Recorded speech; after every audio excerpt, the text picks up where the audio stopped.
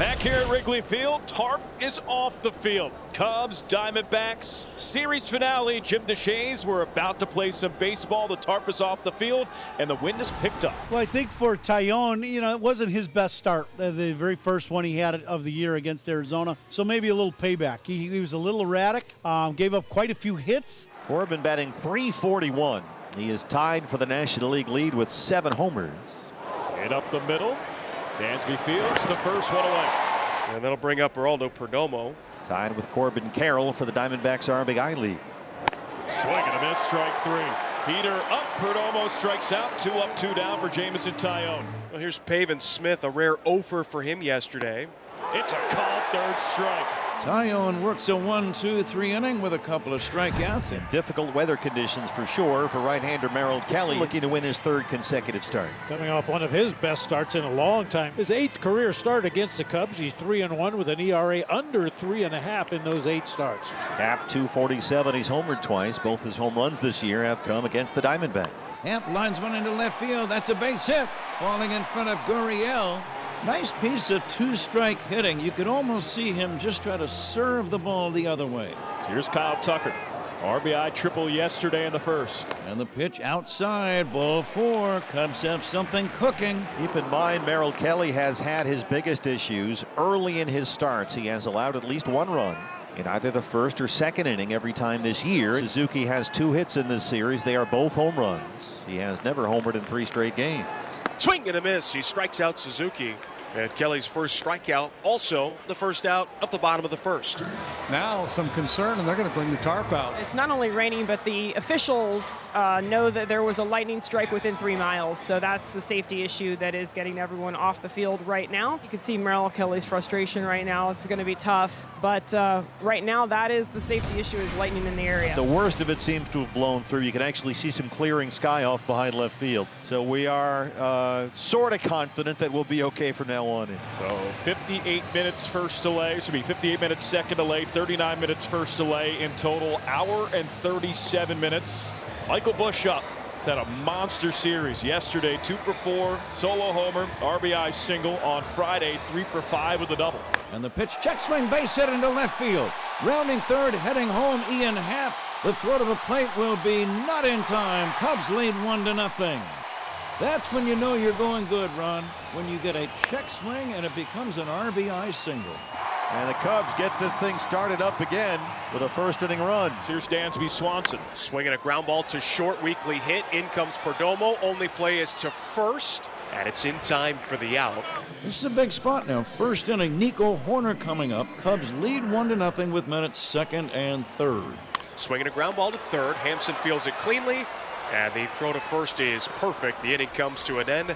The Cubs score 1 and Stram 2. We've played 1. Took us about an hour and a half to do that. Pete Crow Armstrong stepping into the batter's box. Pete has 7 straight games with an extra base hit. Shows bunt, drops a firm one down towards 3rd. Barehand pickup. Hampson throw to 1st in time. Tremendous play coming in from 3rd. The barehand play by Hampson throws out one of the fastest runners in the game. 2 down, nobody on. John Birdie stands in. Birdie swings and misses. He strikes out. The inning comes to an end. And Kelly with a 1-2-3 bottom of the 2nd. That was aboard first base runner for the Diamondbacks. Leadoff man aboard in the 3rd. And now the catcher, Jose Herrera, ready to step in. He is a left-handed batter. Tawa takes off. Good jump again. Herrera strikes out. Tim is in there with a stolen base, his 2nd. Not the kind of productive out you were looking for, but you do get a runner into scoring position because Atawa's great jump over there at first base. That's going to be up to Garrett Hampson, who's made a sparkling defensive play in his first start at 3rd base.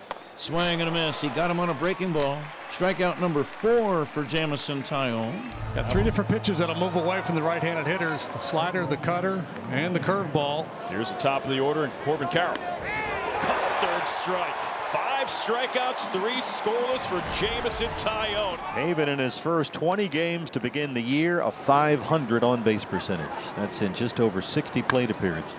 Haven goes the other way. It's up in the wind. Happ still running, And that ball is fair. It's in the corner, and it's stuck in the ivy. It's a double for Pavin Smith, the Diamondbacks' first hit. I was surprised this one stayed fair. That wind really pushing the ball away from Ian Happ, and yeah, it hits and bounces up into the basket. The Diamondbacks with a one out have the tying run down there at second.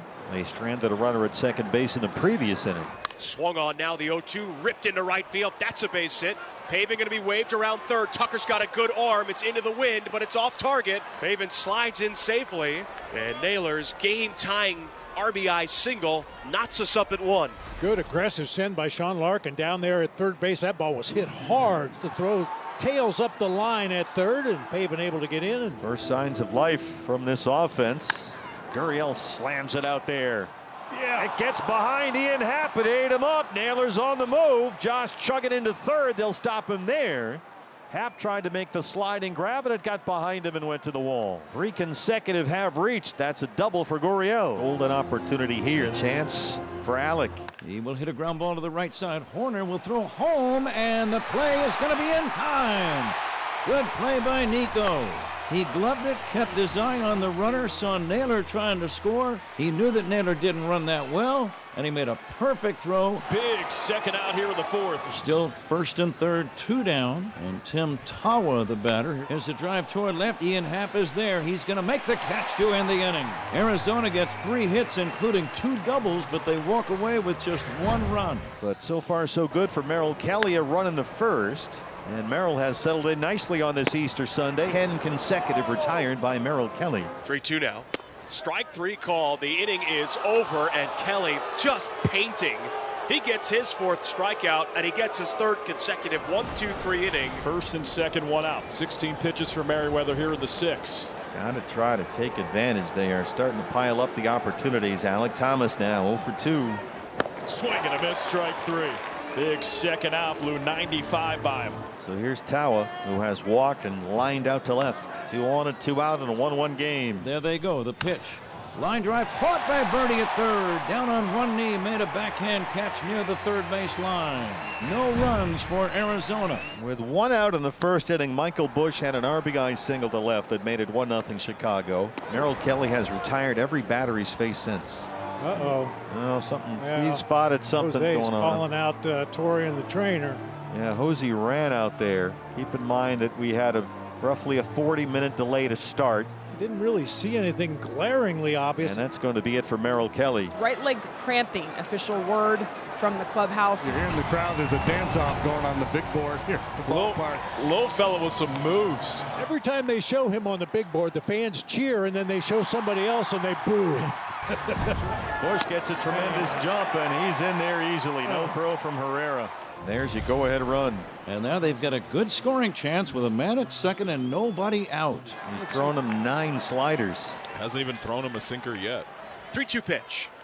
Strike 3 called, and there was the first. A sinker from Thompson, and he rings up Swanson for the first out in the 7th.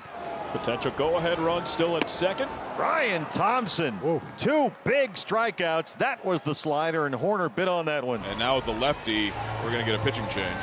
Thompson has done his job. Rory Lavello has the left-hander Jalen Beeks ready to face Pete Crow Armstrong. 8 of his 9 appearances have been scoreless. 13 strikeouts against only 3 walks. Go-ahead run at second base and 2 outs in a tie game 7th inning. Crow Armstrong has a 7-game hitting streak. Swing and a miss. He struck him out. 95 up and in. And the Cubs strand the go-ahead run at second. We move on to the 8th. 1 away. Here is John Birdie. Ground ball right side. That's going to be a diving stop by Tawa. He gets up and throws it away. He throws it out of play. The Cubs get a break. That ball landed in the dugout area. John Birdie is going to get second base. That'll be a hit and a throwing error by Tawa. John Birdie at second, top of the lineup up. Happ 1 for 3, scored the Cubs run way back in the first inning. In the air to center, Thomas and Carroll back. Thomas makes the catch, Birdie to third. And now 2 outs, but the Cubs have potential go-ahead run at third base. I would be shocked if Arizona decides to go after Tucker. Tucker swings, grounds it to first. Pavin backhands, has to flip to Beeks covering. It's done perfectly. In time, inning comes to an end, and the Cubs strand the go-ahead run at third. Top of the 9th inning, we're tied at 1. It's been a long day here in Chicago. Thomas swings, hits one out to center. Crow Armstrong going back and onto the warning track against the ivy, makes the catch. Oh, on a different day, that ball is gone, but into the teeth of the wind. That's where the grown men have made a name for themselves, and that one just didn't have the distance. And we're headed to extras in Wrigley. The new pitcher for the Cubs, left-hander Jordan Wicks, who had a tough time in the opener here Friday, did not retire a batter. Herrera initially started to show bunt. Shouldn't be a surprise to anybody what's happening here. First pitch, Herrera bunts it back to the pitcher, and Wicks calmly gloves, steps. Oh, it's under the glove of Horner, and it rolls into the Diamondback dugout.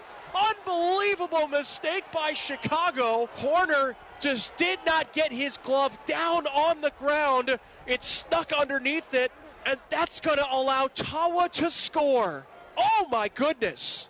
Don't want to leave these insurance runs on the bases. Try to get at least one of these guys in and go into the bottom of the inning with a 2-run lead. And it's a line drive. Caught by Nico Horner with a leaping play at second base. This one ticketed for right field, but Nico leaps perfectly timed, saves the run, and maybe the ball game. Here comes another pinch hitter. Randall Grichuk is going to hit for Pavin Smith, the first baseman. So the D-backs most likely are going to sacrifice their DH. Swing and a miss, strike 3. Jordan Wicks gives up 1 run, but he did an excellent job not giving up any more. Now the Cubs will have Dansby Swanson as the courtesy runner at second base to begin the inning. They trail by a run. Nico Horner batting. Shelby Miller delivers. Nico hits a ground ball toward the middle. That's going to be a base hit. It's into shallow center, rounding third and scoring the tying run is Dansby Swanson. Ball game tied 2-2. A diving play by Tawa, the second base. He got a glove on it. It rolled into shallow center. Swanson got the green light and scores the tying run. It's 2-2. Keep in mind, Randall Grichuk batting in the pitcher's spot, struck out to win the 10th. Now, if it's the pitcher who made the final out, you can send the previous batter in the inning out as the ghost runner. So that's what's happening here. And Josh Naylor starts things off. Yeah. Fair ball down the line. It caroms off the seats out there. Domo coming home. Naylor has his 3rd hit today, and it's 3-2 Diamondbacks. I mean, the way they've scored the runs is incredible. It's no one can get that second run around. Gabriel Moreno will pinch hit for Jose Herrera here in the 11th. Diamondbacks lead 3-2, runners at first and third. And we just need one of these D-backs to come up with a big knock here, try to score this second run. Naylor coming home. He will! Beyond the plate. It looked like he had it beat. Wicks was looking away, and Josh Naylor took off. And that was awfully close. Chris Siegel says out at home. Let's see if they want to challenge. In fact, they will. Here comes Alan Porter.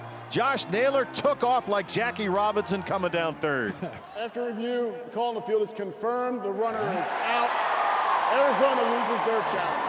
And once again, the Cubs will start with a tying run at second. Well, if this isn't a sign from the universe, I don't know what is. It is, in all seriousness, SpongeBob SquarePants Day here at Wrigley Field, and there are the SpongeBob cleats of the right-hander Dre Jameson back in the big leagues after nearly 2 years away following Tommy John surgery. So Ian Happ leading it off, trying to drive in the tying run.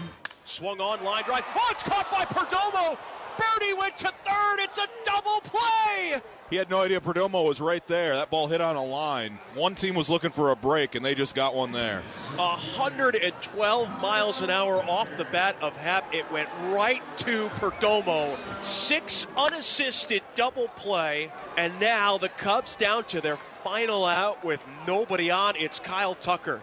Swung on, that ball blasted towards center. Thomas, though, is there. He makes the catch, and that's your ball game. Diamondbacks win it by a final score of 3-2. Jameson gets the save in his return to the majors, and there will not be a sweep here at Wrigley Field as the D-backs hang on and win it in a thriller.